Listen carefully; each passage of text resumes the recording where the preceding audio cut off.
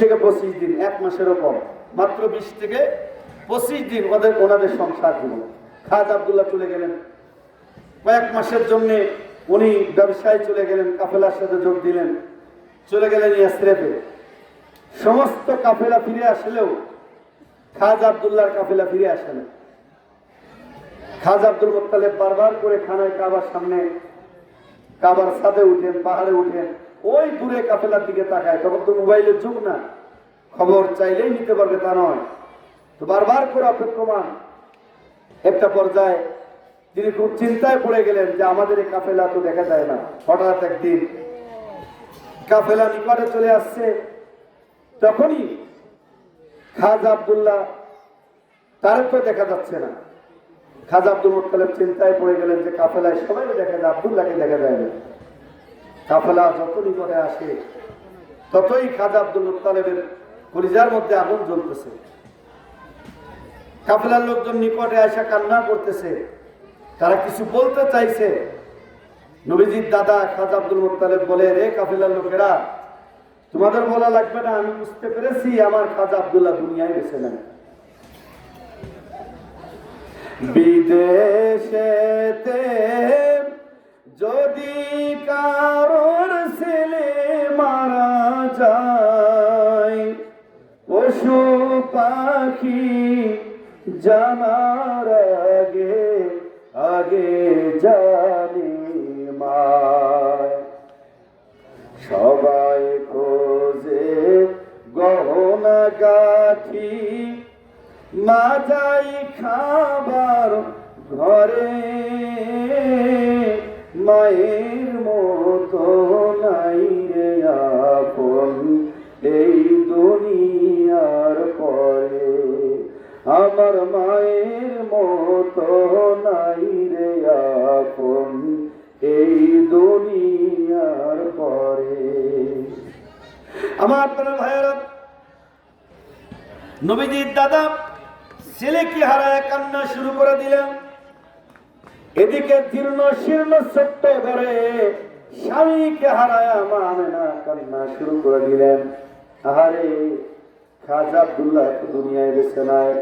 মা আমেনা বলে, আমার কলিজার টুকরা সন্তান দুনিয়াতে আগমন করবে, সব থেকে যিনি বেশি খুশি হবে, যিনি আমার স্বামী, সেই তো দুনিয়ায় বেঁচে নাই।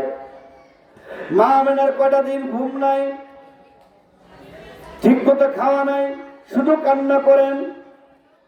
হঠাৎ মনের অজান্তে যখন ঘুম এসে গেল, তন্দ্রা এসে গেল, কে যেন এসে বলে, ও মা, দরজা খুলবে মা। মা আমেনা বলেন, কে আপনি? আমি তোমার বাবা। মা আমেনা বলেন, আমি দরজা খুলে দিলাম। আমার বাবা তো এত লম্বা ছিল না, আমার বাবা এত সুন্দর ছিল না, এরকম সুন্দর পোশাক আমার বাবা জীবনে কোনোদিন পরেন নাই। কে আপনি? রে আমেনা, আমি শুধু তোমার বাবা না, গোটা মানব কুলের বাবা, আদি পিতা বাবা সাল্লাম। আমি তোমাকে একটা সুসংবাদ দেওয়ার জন্য এসেছি, মিলাদের সংবাদ তোমাকে দেওয়ার জন্য এসেছি। তোমার ভিতরে রহমাতুল লিল আলামিন আগমন করছে, যিনি সমস্ত নবীদের নবী, রাসূলদের রাসূল, কাবার কাবা। তা না হলে আমি তোমার কাছে কেন আসবো? আমি তোমার কাছে এসেছি রহমাতুল লিল আলামিনের মিলাদ শোনানোর জন্য। নবীজি দুনিয়াতে আগমন করবেন, আমি তোমাকে সুসংবাদ দেওয়ার জন্য আসছি। মাগো, অন্য 10 জনের মতো তুমি না, সাবধানে থাকো, রহমাতুল লিল আলামিন দুনিয়াতে আগমন করবেন। আমার ভাইয়েরা, আদি পিতা বাবা আদম, তিনি সর্বপ্রথম মা আমেনার কাছে তিনি এসে সংবাদ দিলেন, মিলাদ পড়লেন। আমার ভাইরা, আদি পিতা বাবা আদম তিনি প্রথম মানুষ, ঠিক কিনা জোরে বলেন? প্রথম মানুষ, সর্বপ্রথম উনি মিলাদ করেছেন। সর্বপ্রথম এই জমিনে সর্বপ্রথম আদি পিতা বাবা আদম তিনি মিলাদ করেছেন। শীষ নবীকে বলতেছে, বাবা শীষ রে, আল্লাহর জিকির করবা, আল্লাহর প্রশংসা করবা, তবে রাসূলের প্রশংসা করতে ভুলো না। আল্লাহ রাসূলের প্রশংসা করবা, আল্লাহ রাসূলের জিকির করবা। শেষ নবী বলে, বাবা আমি তো ওনাকে চিনি না, উনি কি দুনিয়াতে আসছে নাকি? কয় না, দুনিয়াতে এখনো আসেন নাই। আমরা কিভাবে ওনার প্রশংসা করব, ওনার জিকির করব, কিভাবে আমরা ওনার মিলাদ করব? বাবা উনি এখনো দুনিয়াতে আসেন নাই। আদি পিতা বাবা আদম বলে, রে শীষ উনি এখনো দুনিয়াতে আগমন করেন নাই, তারপর আমাদের প্রশংসা করতে হবে, জিকির করতে হবে। কেমন কথা, দুনিয়াতে এত এখনো আসেন নাই, এখন তাই মিলাদ। আমার নবী দুনিয়াতে আসার পূর্বে মিলাদ পড়েছেন নবী রাসূলগণ, নবীজির প্রচার প্রসার করেছেন, প্রশংসা করেছেন। আর বর্তমান নবীজি দুনিয়াতে আসার পরেও মিলাদ কিয়াম আমরা করতে চাই না, ঠিক কিনা জোরে কোন? দুনিয়াতে আসার পর আমরা মিলাদ কিয়াম করতে চাই না। আমরা মিলাদ কিয়াম না করলে কি হবে? আমার ভাইরা, সৃষ্টি জগতের সকল সৃষ্টি আমার নবীকে সালাতু সালাম জানায়, রহমতের ফেরেশতারা সালাম জানায়, আল্লাহর ওলিরা সালাম জানান। বিশ্ব জাকের মঞ্জিলে যতবার দুরূদ পড়া হয়, এমন দুরূদ আর কোথাও কোনো জায়গা আছে নাকি? গণ ইশার নামাজের পরে 500 মারতবা দুরূদ শরীফ আছে না? না, 500 মারতবা দুরূদ শরীফ কোন মুফতি সাহেব পড়ে এলাকায়?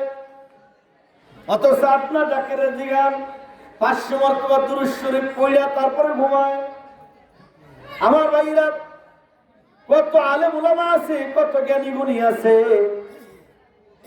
ঈশার নামাজের পরে খানা খাইয়া কত সুন্দর করে ঘুমাইতেছে। জীবনে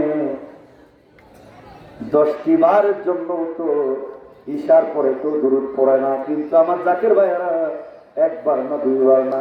শুধু জাকের ভাইদের কথা কেন বলবো, আমার জাকের বোনেরা, আমার জাকের ভাই বোনদের ঘরে যে ছোট্ট ছেলেরা মেয়েরা, ওরাও তরিকতের আমল অনেক জায়গায় করে, কি করে না? সেদিনে বনানীতে প্রোগ্রাম করে বনানীতে থাকার পরে দেখি মুফতি মাসুদুর রহমান হামিদি সাহেব, আমি রুমে যেতে গেলাম, আমাকে আরেকজন আলেম বললো, ভাই কথা বলবেন? আমি হ্যাঁ ভাইয়ের সাথে কথা বলবো। বললো উনি দুরূদ শরীফ পড়তেছেন। আমি বাইরে চলে আসলাম, অপেক্ষায় থাকলাম। উনি 500 মারতবা দুরূদ শরীফ পড়ে মুফতি মাসুদ সাহেব উনি বাহিরে আসলেন। তারপরে ওনার সাথে আমি কথাবার্তা বললাম। দেখলাম যে আসলে এত পরিশ্রম করে উনি কিতাবাদি লেখেন, উনি জবরদস্ত একজন আলেম, উনি মুনাজির, উনি একজন লেখক। একদিকে ওনার লেখনী আছে, একদিকে ওনার সুন্দর সুন্দর পোস্ট আছে মোবাইলে, ভালো ভালো বয়ান তিনি করেন। আবার দরবার শরীফের মাঝে এই জলসা কেন্দ্রীয় প্রধান হিসেবে দায়িত্ব পালন করতেছেন। তার মাঝখানে কিভাবে সম্ভব রে ভাই, উনি মাহফিল শেষ করে আসে দুরূদ শরীফ না পড়ে উনি ঘুমাইলেন? অথচ আমরা কত সমালোচনা করি, আরে এই দরবারে একজন আলেমের কথা বললাম। শত শত জাকের ভাই আমার জানা মতো তারা দুরূদ শরীফ না পড়ে বিছানায় পিঠ লাগায় না। মিয়া, বিরুদ্ধে বলার আগে একটু জেনে শুনে বলবেন। আমি কেন আজকের এই দপ্তরে গোলামি করছি এবং করে যাব? কেন? কারণ এই দপ্তরে এরকম সম্পদ আমরা পেয়েছি, এত বড় নিয়ামত আমরা পেয়েছি। আমার ভাইরা, দরবার ছেড়ে দিয়া এটা ব্যর্থতা, দরবার ধরে রাখা এটা সফলতা, ছেড়ে দিয়া এটা তার ব্যর্থতা। যে যাবে সে তার কপাল নিয়ে যাবে, যে থাকবে সে তার কপাল নিয়েই থাকবে। এটা আমাদের সফলতা। দেখলাম যে দুরূদ শরীফ করেছে, জাকের ভাইয়েরা দুরূদ শরীফ পড়ে, বোনেরা কত বাড়িতে মাহফিল করে দেখি তসবিহ হাতে দুরূদ পড়তেছে। এখান থেকেও যাবে, এখান থেকে যাওয়ার পরেও দেখবেন কত জাকের ভাইয়েরা গভীর রাত হয়ে গেছে, দুরূদ শরীফ না পড়ে ওরা ঘুমাবে। দুরূদ